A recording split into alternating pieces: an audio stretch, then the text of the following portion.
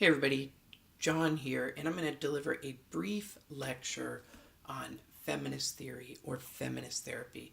So what I've done to create this lecture is I've actually taken the Corey slides, the slides that came with our textbook, and I've pulled out the pieces that I think are most important for us to touch on, left out some of the things that I don't think are as essential for developing a core understanding of feminist theory or feminist therapy.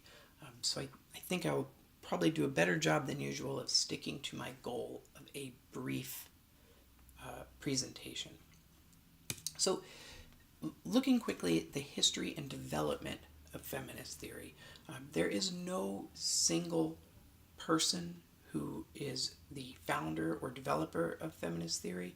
This definitely reflects a central element of feminist theory, and that is the element of collaboration, of kind of a collective effort, rather than the efforts of one person or one individual. As implied by the name of the theory, uh, feminist theory has roots in feminism. First, in first wave feminism, looking back to the late 1800s and events leading up to, say, women's suffrage in the United States, and then the women's movement in the 1960s, or second wave feminism. We're not going to go into those histories right now, so if those are concepts that you're not familiar with, you may want to just take a minute and Google first wave feminism and second wave feminism. I don't think, without doing that, I don't think that your understanding will be completely limited of feminist theory, but you still may want to take just a minute, give yourself a little bit of background in the history of feminism to kind of flesh out your understanding, because we're not going to really do that here. The essential concepts of feminist theory is that personal problems are actually sociopolitical and cultural problems. So what we see is a conceptualization of pathology where pathology is not a reflection of an individual being disordered or being diseased or being sick. Pathology is really the result of the relationship between an individual and a society that doesn't meet that individual's needs. For example, psychological oppression of women is the result of the social role that they inherit generation after generation. Importantly, this core idea of psychological oppression related to social roles also applies to other minority groups, not just women. So keep in mind that we are talking about the core ideas of feminist theory. Whether or not these ideas speak to you specifically is not really the issue right now. We're just trying to understand what is at the center of feminist theory, right? So, feminist perspective is influenced by the idea that the roles of women and men are different and are dictated by the society. So, for example, the idea that if we have two newborn babies, one is a baby boy, one is a baby girl, feminist theory would tell us that from the very beginning of each child's life, we're kind of unconsciously programming the child for their adult roles. With little boys, we are programming them to be leaders and builders and people who influence their environments, whereas with little girls, we are more programming them to be caregivers, caretakers, and to really kind of set their needs aside to take care of other people. And this is really kind of at the center of the theory. Feminist theory indicates that clients know what's best for their lives, and that clients are the experts on their lives. So we're really looking at an egalitarian system of counseling here, definitely trying to undermine that role of the clinician as expert and the client as kind of unenlightened participant. We would want clients to know what's going on in the therapy and why therapy is working and what ideas are behind therapy. Um, kind of, you can think of that as being in contrast with, say, Freudian or psychodynamic, more specifically Freudian, psychoanalytic perspective, where all kinds of stuff is going on behind the scenes that the client doesn't know about. And so it's these hidden mechanisms that are making therapy work. In feminist therapy, that's not what we're doing. We're trying to empower the individual.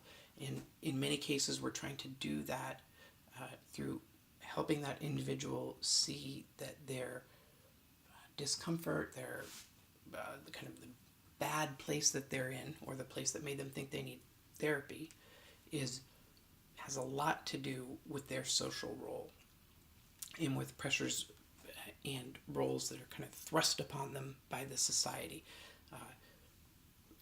Therefore, social change is seen as an empowering outlet for clients, actually.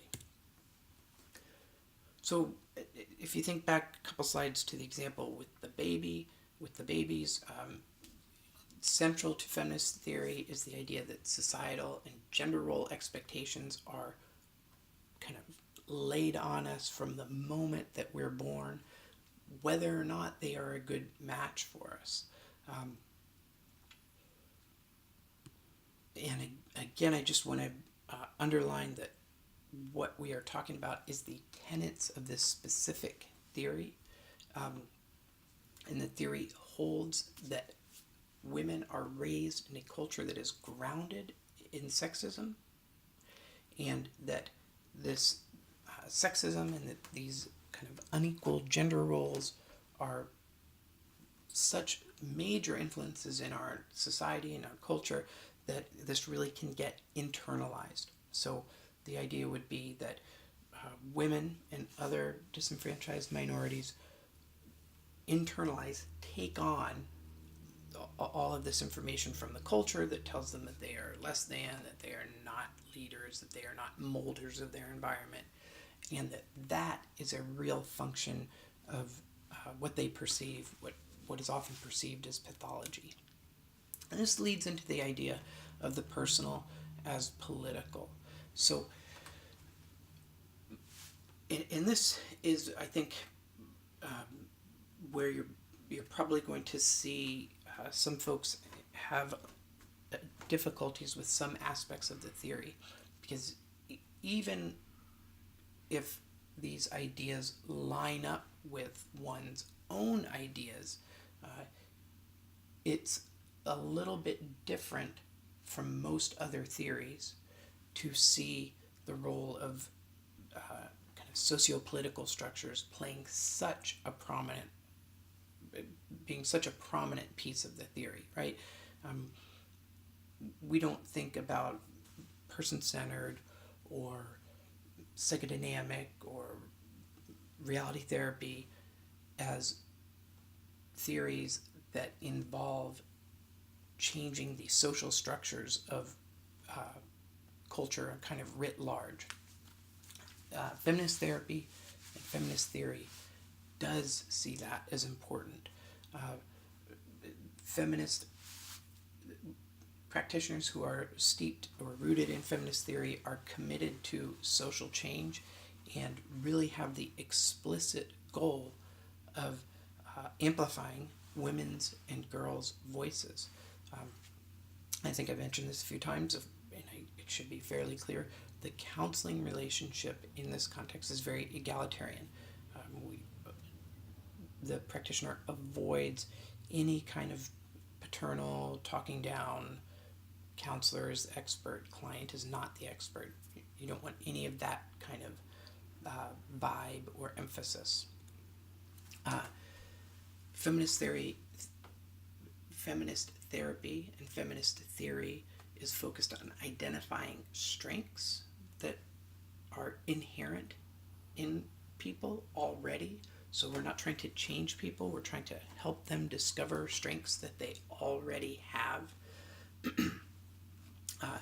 And as I indicated, the experience of oppression is not limited just to women in this frame. It also extends to other disenfranchised individuals. So there's while it is egalitarian, there's also a psychoeducational component in that feminist therapists help women become aware of their own gender role socialization. So we could maybe think about this as have an imaginary client who grew up in a bubble, maybe, or kind of a very remote area, kind of an insular culture, and that client has maybe gone through their entire life thinking, oh, well, this is just how things are. The men go out and work and earn money and have independent lives, and the women are charged with staying home and making sure that the domestic front is peaceful and serving the needs of the men. Perhaps this person, this imaginary person, really has no idea that there is another way, or that social structure is even up for questioning. So a feminist therapist might help that imaginary client to see, hey, you know what, there are different ways to be a woman. There are women in all kinds of professions. There are women who've made great contributions in all fields, and allow the client to kind of identify with that history of women and take those same ideas and apply them to other disenfranchised folks.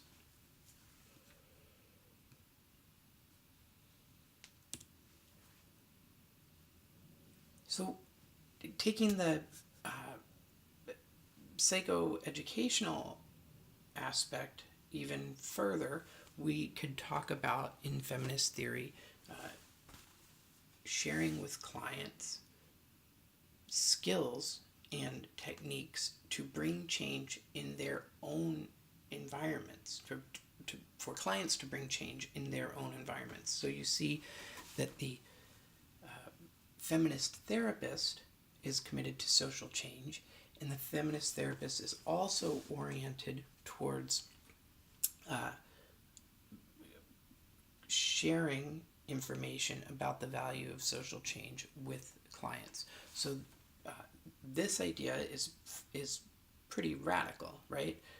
I mean, not maybe radical is the wrong word, but it stands in contrast to a lot of theories that are really more focused on individual intrapsychic experience.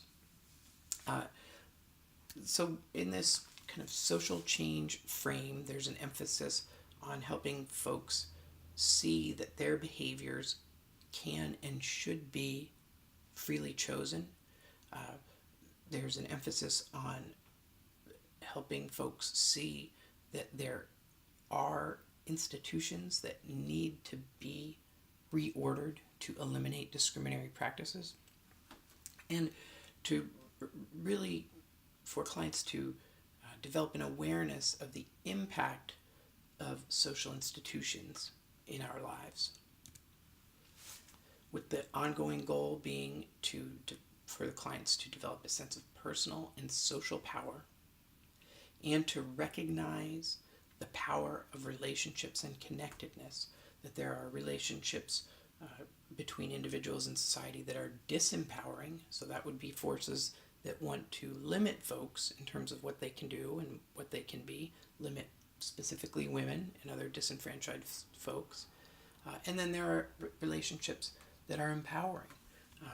There are social relationships that can increase individuals' power when they bind together with other disenfranchised folks. And all of these ideas are conveyed in a context in which folks are encouraged, and you might say taught, to trust their own experiences and intuitions. As you might expect from everything we've discussed so far, the role of diagnosis is very different in feminist theory.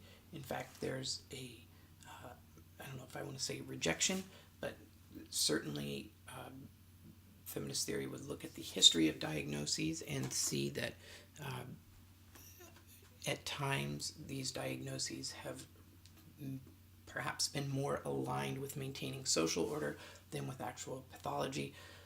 We can look back at, I think it's the DSM-3 was the last version of the DSM to include homosexuality as a disorder.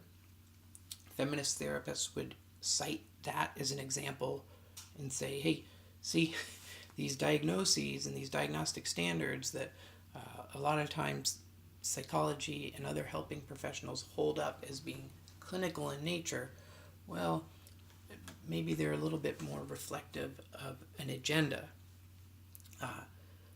Feminist theory and feminist therapy is going to be very oriented to awareness of this type of history. Another point that I is worth touching on. There have been various studies over the years that show that, say, for example, African Americans and African American males in particular are misdiagnosed or diagnosed with certain types of disorders more frequently than say Caucasian individuals with the same symptoms. And this, I don't want to go into this too much, but if let's say you're African American male, grew up in an urban environment with poor access to resources, so we're talking about a poor inner city environment where there's a lot of violence and a lack of stability.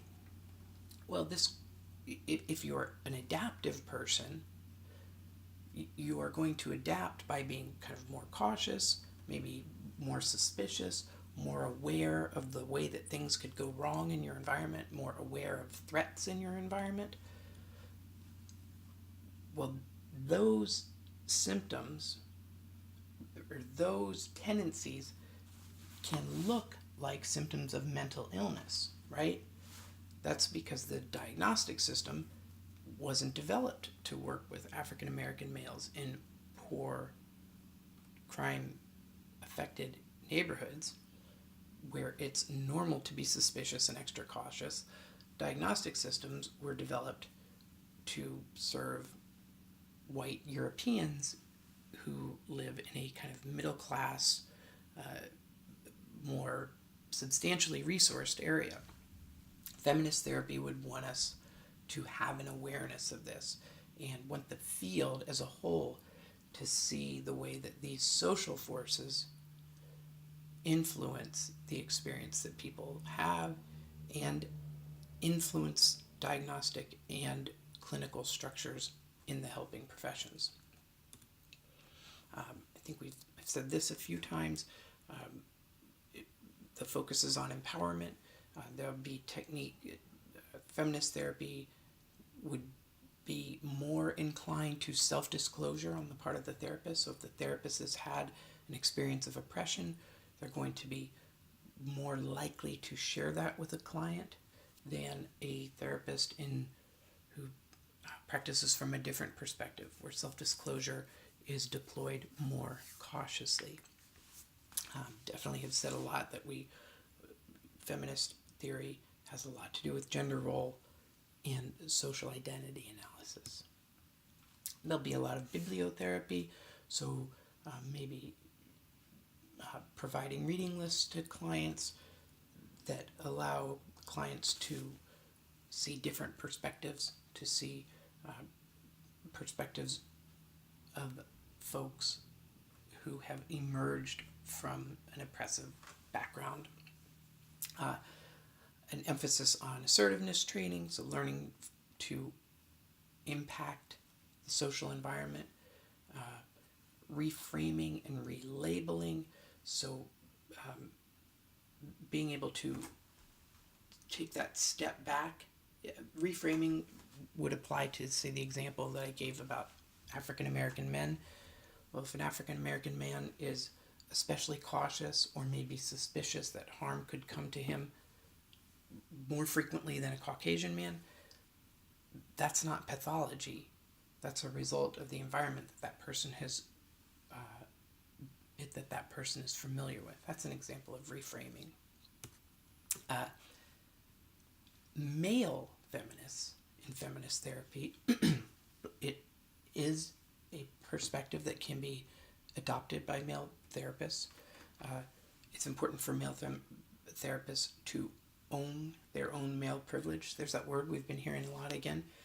For therapists to understand that their male therapists to understand that their perspective is kind of intrinsically wrapped up in their own privilege. To me, it's pretty clear that I can't understand what it's like to be a girl in high school who would like to try out for the football team and cannot try out for the football team. So it's important for me to, if I'm a male practicing feminist therapy, it's important for me to have an explicit understanding of what my privilege has been. And then there's kind of an ongoing duty for the male feminist therapist to confront sexist behavior in themselves and in others. So we have that awareness piece again, right? And there's an orientation towards redefining masculinity and femininity in across social structures, so professional environments, academic environments, so that we're oriented towards a more egalitarian, equal system. Applications to group work. The role of feminist theory in group work aligns with some of what I said before about the power of social connectedness. So group work can be oriented towards helping folks identify social connectedness and identify common experience that can be empowering. This can decrease feelings of isolation and loneliness when we find that other people can identify with some of the same experiences that we've had, right? I mentioned, well, this is actually in the context of group work, I apologize, but self-disclosure is emphasized for both the leader and the members as a means of self-exploration and as a means of strengthening those relationships. There's a psychoeducational component where group work that's happening from a feminist perspective provides a setting for clients to learn to use power appropriately. So there's kind of a practicing of social power in a feminist-oriented group. Definitely there are applications in with multicultural populations, strong orientation towards social justice, as I've mentioned. Egalitarian, these are all things that I've said throughout the presentation so far. And importantly, and probably maybe not uniquely, but it's the idea of psychotherapy being inextricably bound to culture is a big deal.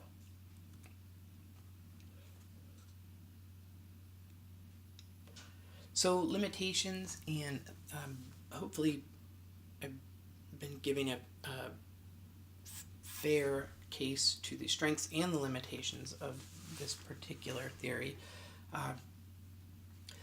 Advocating for change in a social structure can be problematic if we're working with women who do not share these beliefs or who do not aspire to share these beliefs, right? So some of this can certainly be generational. there can be other cultural factors where women may firmly believe and identify with a traditional, for lack of a better term, traditional role for women. So if such an individual comes to see a therapist and the therapist delivers therapy from a really kind of socio-political perspective, we could see that's probably not going to be immediately helpful for that particular person, right? And then this can occur, interesting dynamics can occur. Let's say we have a person who comes to us from a culture that is more traditional. Okay, so they are a member of a disenfranchised culture. They are a woman, which in feminist theory is a group that has also been oppressed. Well, the ideas inherent in feminist therapy might not appeal to a woman whose cultural identity is bound up with traditional ideas of femininity and traditional ideas of what it means to be a woman. So then you could see a dynamic where the therapist believes they're forcing enlightenment on someone who does not think that the therapist's perspective is enlightened. So we would want to be attuned to that and make sure that we're not forcing a socio-political agenda on people who are not interested in it. I think it's probably fairly rare to find a therapist who just is straight up, oh, I'm a feminist therapist, or I'm practicing from a feminist perspective of feminist theory. However, many aspects of feminist theory and feminist therapy have had a broad and important influence. Certainly the increase of gender-sensitive practice and the awareness of the impact of different cultural identities and the kind of layering impact of different cultural identities. Emphasis on social change, which social change is required in a clinical field as well. Again, thinking about not many people nowadays would agree that homosexuality is a diagnosable disorder. Well, moving it out of that diagnosable disorder category required social change. Feminist therapy, feminist theory fuels that kind of social change. And it has definitely contributed to significant theoretical and professional advances in counseling practice. I mean, if we think about the way that Fritz Perls, who in his own day was very, just an amazing innovator, but from the Gloria tape, and you think about the way that he interacted with Gloria, well, that wouldn't sit very well with feminist therapists, right? And we wouldn't see that happening as much nowadays. And I think we can credit feminist theorists for much of that type of change. Feminist theorists have called attention to all kinds of social injustice, child abuse, sexual abuse, demanded action in cases of sexual misconduct at a time when male therapists misused the trust placed in them by female clients. There is a long and not very proud history of male therapists engaging in inappropriate relationships with their clients. We see less and less of that. We can certainly, I think, safely give a lot of the credit for that to feminist theory and related theories. And as I mentioned before, elements of feminist theory fit with many different types of therapy models. Again, a couple more limitations. I wonder if I scrambled up a couple slides here. I apologize. Just to go down a couple more limitations, it's definitely not value neutral, feminist therapy. At the same time, we know all therapy is not value neutral. There can be a tendency to impose cultural values on a client. And if a feminist therapist comes on maybe too strongly as a kind of obvious activist, you could alienate certain clients who really need help, right?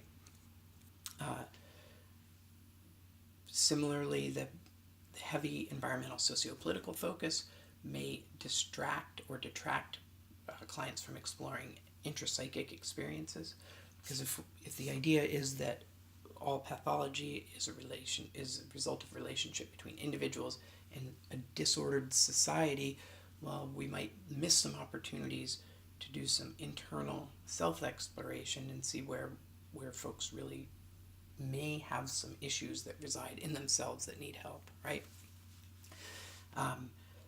There is not a lot of research backing feminist theory. This isn't a problem unique to feminist theory. A lot of theories that are kind of grounded in abstract ideas, it's tough to provide empirical support. It's tough to show how and what exactly is working. It's one of the reasons there's so much support for like cognitive behavioral therapy. And training for feminist therapy is often offered only sporadically in a kind of a non-systematic way. There's not a rigorous, manualized way to offer feminist therapy. And so I think that's a limitation, but it also fits in with the broader idea that feminist theory is probably most often a perspective that people incorporate into their overall practice. Okay, thanks for listening, everyone. Have a great week, great weekend, and we will talk soon.